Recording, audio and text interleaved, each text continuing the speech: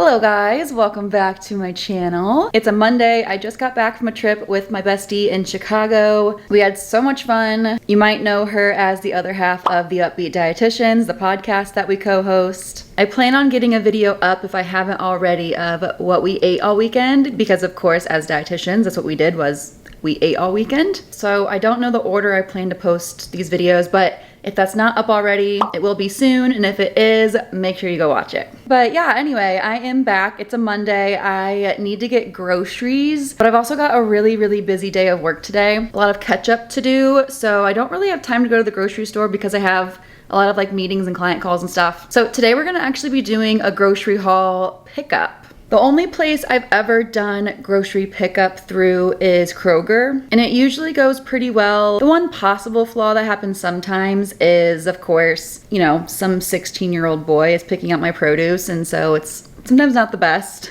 But the convenience of it just really helps. So if you feel like grocery shopping is like just this terrible thing that you hate doing because of the time it takes, pickup or delivery can be a really helpful tool for you. I don't do it every week, but I like to do it at times like this where I just don't have time to go to the store and do a full trip in there. I can quickly go through my phone and pick up whatever I need to pick up. So I want to go through with you how I go through the process of like picking the items that I want on the app, some dietitian's insider tips to meal planning a little bit here. Although I am planning to do a whole meal planning video again in the future too, so stay tuned for that. But yeah, I'm gonna do my inventory of what I need, order my groceries on the app, and then I can show you guys at the end kind of what the haul was. Okay, let's do it. One really great thing about the grocery pickup is I can just do my inventory at home and then put stuff directly into my cart on the apps. That's always super nice. I do like that aspect a lot. And if you're a regular Kroger shopper, they do have a barcode scanner on the app, so I can just scan a barcode of a previously purchased item and it'll put it right into my cart for me. I should have said this earlier, but I am not being paid by Kroger for this video, although, hey Kroger, hit me up. Once I finish all the pantry items that I need, I make my way over to the fridge and I see what all I need in there. And by the way, I'm kind of basing this off of like a loose meal plan of what I want my dinners to be for the week. But first, I'm just looking to see what ingredients I need more of. This also helps me to make sure that I don't buy duplicates of the same items over and over again. Another benefit of the pickup. I don't know about you guys, but I have definitely bought like way too many things of canned corn before and had like just 6 cans sitting there for months. Just like when you shop in store, the app will also show you what sales they have going on at that time. So when I typed in Greek yogurt, because I needed more of that, I saw that Chobani flips were on sale for $1 each, which is a good deal for those. I usually either start or end my cart by going through this like previously purchased section and make sure I don't forget anything that I usually buy most weeks. And then from there, we just make sure we've got everything we need in our cart. We choose a time that works for us, and then we wait to go pick up our order.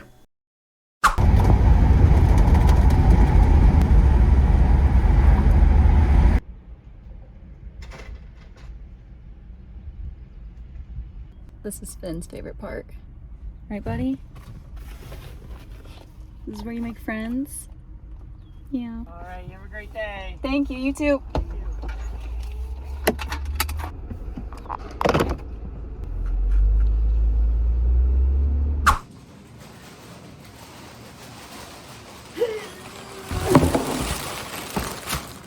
All right, I'm back from the grocery store. Got our haul. Looking good. I'm gonna show you guys what I got. It was a pretty light haul this week. I didn't need any meat because we went to Costco a few weeks ago and went hard in the meat department. That's what she said. So I mostly needed just fresh produce and beverages, milk. Ross has a very specific bread that he likes, so I had to get him more of that.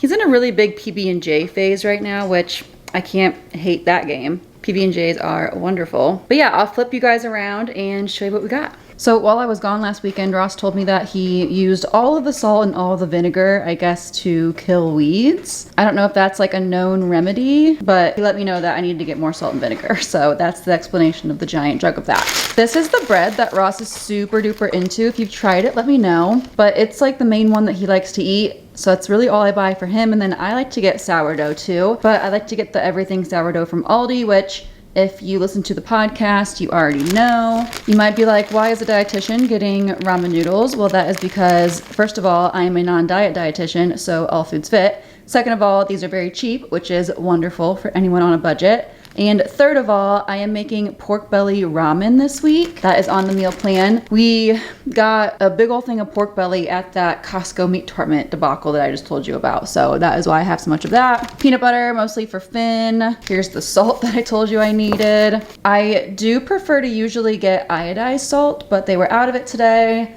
so we did not get that in our order. Pasta sauce. Cheap, easy. I'm not one to stress out about the total sugars in pasta sauce. There are lower sugar alternatives out there. For me, 10 grams, I mean, only 3 of them being added is no big deal to me. If you're someone who does find that to be too much for you, feel free to find lower sugar ones, but this one is what I got today. I honestly don't know if I've had it before. I kind of just like get whatever sauce I want when I go to the store without really any second thought about it. I don't have like a go-to pasta sauce, but anyway, I know that's usually what is talked about with pasta sauce is, oh, the freaking sugar in there, but it really isn't all that much. So no need to fret in my opinion. Let's see, I was running low on black beans, very similar chat about this along with the pasta sauce. I do like to get the ones that say no salt added, just because I add salt in whatever dish I'm making, or it has some other salty component. So I personally don't get the salty beans unless they are out of the no salt added ones. And in that case, if you rinse them, it gets most of the added sodium in there. But pro tip for those of you looking to watch your sodium intake, getting the no salt added beans and corn, tomatoes is a great way to knock a few milligrams there. These are some of our favorite drinks, the sparkling ice. We get these almost every week. Got a whole cabinet full of different flavors. I think that's all they really had today flavor-wise apparently. I ordered more, but they, I guess, were out of them. So got my milk. Usually use this for my lattes. I go back and forth between fat-free, 2%. I'm not very picky. I'm not in a calorie deficit, so I'm choosing whatever I like. For me, I don't notice a big taste difference between like a fat-free and 2%. Now, fat-free versus whole milk, big difference there. And I do like a whole milk latte, but I usually get fat-free, just personal preference. I will also use this for cereal and smoothies, things like that, but I think lattes lately are my biggest reason that I'm buying milk. Mushrooms were on sale, so I got some of those. Greek yogurts were on sale for $1 each, so I got a couple of those. Big fan of the Light and Fit Greek yogurts. Not a huge fan of the name for obvious reasons. You know, it insinuates the idea that if you eat this low-calorie yogurt, you will lose weight, and if you lose weight, you'll be healthy. You know, that whole spiel. But taste-wise, these are pretty good. One of my favorites. And good source of protein, 12 grams. I like to add some berries to it and or some granola for a nice balanced snack with more than one macronutrient. Why did I get this? I don't remember. I had a reason. Oh, I was gonna do like a homemade pasta sauce with like tomato paste, whipping cream, onions, garlic, salt, pepper.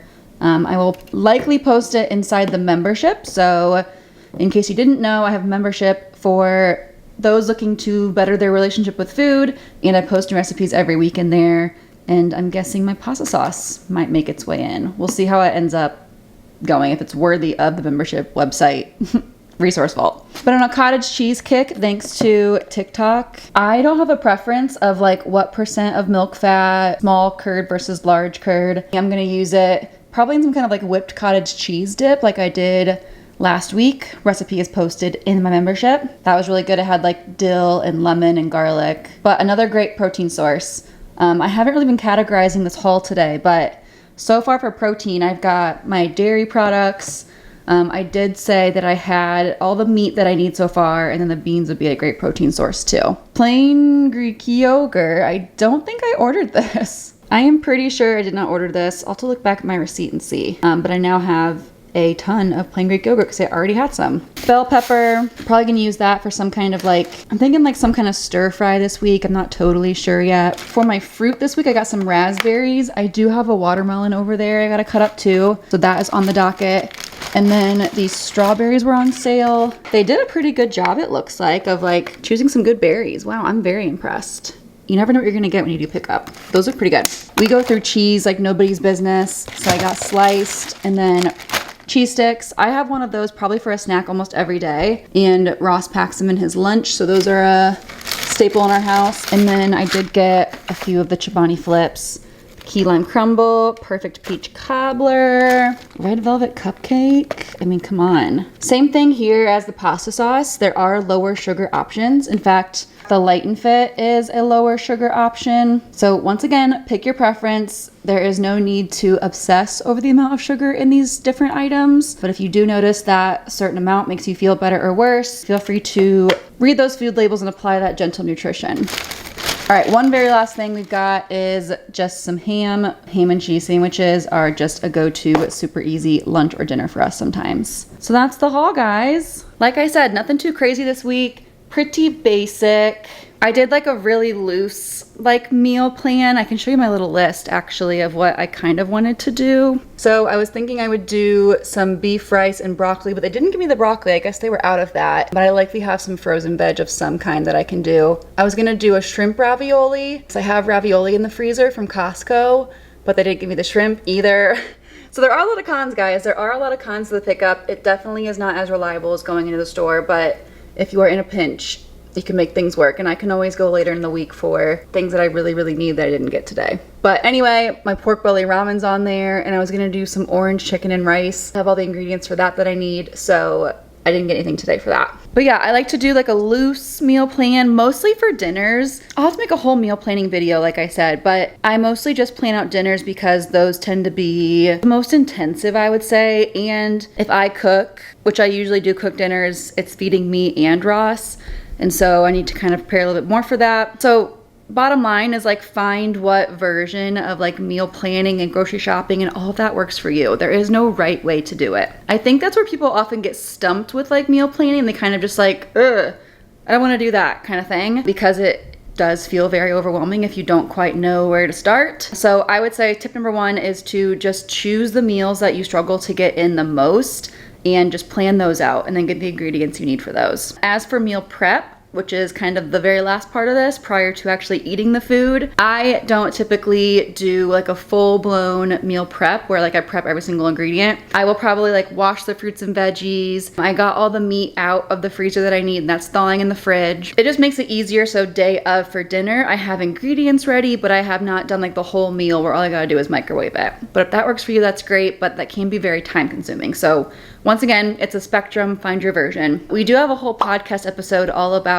how meal planning and prepping ties into intuitive eating. So I will link that below if you want to give it a listen. All right, well, I'm gonna end this video here. Thank you guys for joining me. I know you guys always say that you like the grocery hauls, and I am happy to keep doing more. Obviously, I'm gonna keep shopping forever because I gotta feed us. So there's always content to be made there. Make sure you like this video if you enjoyed it, and while you're there, don't forget to subscribe so you always know when I'm posting new videos. Thanks for watching, and I'll see you next time. Bye.